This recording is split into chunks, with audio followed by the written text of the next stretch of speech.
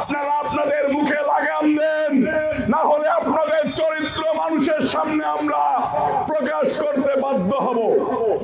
কোন প্রকার কোন জনপ্রতিনিধি না হই, আমি যদি জীবনে কোনোদিন ভোট না করতে পারি, তাহলে আমি সমাজে খুনি, মাদক ব্যবসায়ী, সুদখোর, চাঁদাবাজ, ধর্ষক এদের সাথে চলতে চাই না। কুষ্টিয়ার একজন জামাতের নেতা আছে, আমি ইউটিউবে ঢুকে দেখলাম তিনি বলতেছেন যারা বলে আল্লাহ সর্বশক্তিমান তারা মুনাফিক। আচ্ছা আপনারা বলেন তো আল্লাহ কি সর্বশক্তিমান না? আল্লাহ সর্বশক্তিমান না এই কথাটা কে কে মানেন? কেউ মানেন?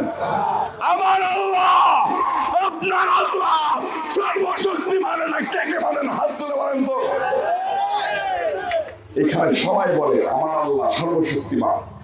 যারা আমার আল্লাহর সাথে নিয়ে শিরক করা শুরু করেছেন তাদের চরিত্র কিন্তু আমরা রাজপথে নেমে এনে বুঝিয়ে দেব। কুষ্টিয়ার ওই জামাতের নেতার এমন সব ভিডিও আমার কাছে একটা মা বোন দিয়েছে মেসেঞ্জারে, যেটা যদি সোশ্যাল মিডিয়াতে প্রচার করা হয় ও সহ ওর পরিবারের কেউ আর জীবনে কোনোদিন মুখ দেখাইতে পারবে না।